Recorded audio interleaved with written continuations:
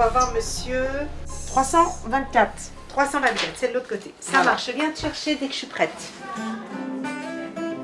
When you're gone, I'll make you do it one more time.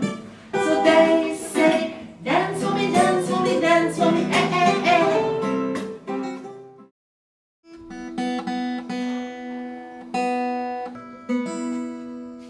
eh. À l'hôpital Fondation Adolphe de Rothschild, dans le 19e arrondissement de Paris, de curieux visiteurs s'invitent dans les couloirs du service neurologie. Marianne est musicienne. Elle est là une semaine sur deux pour offrir quelques moments d'évasion à des patients victimes d'AVC ou de problèmes neurologiques. Choisie ce soir-là par Sandrine, aide-soignante. Et tu vois, dans cette chambre-là, on a deux petites jeunes, 20-25 ans. Ouais. Bonjour messieurs, viens vous faire un petit peu de musique. On peut avoir des patients qui ne dorment pas bien.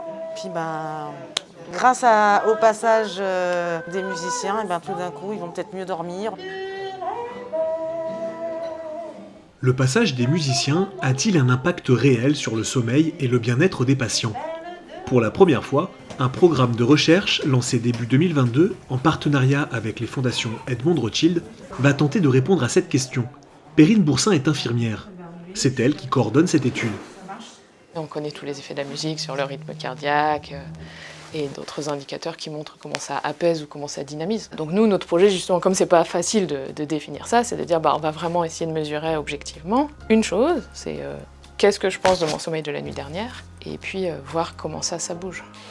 L'objectif est d'inclure 240 patients sur l'année, avec une particularité, ce sont les aides-soignants eux-mêmes qui sont chargés de noter les résultats. Enfin, moi, c'est ma partie presque préférée du projet, c'est l'opportunité que ça donne aux aides-soignants.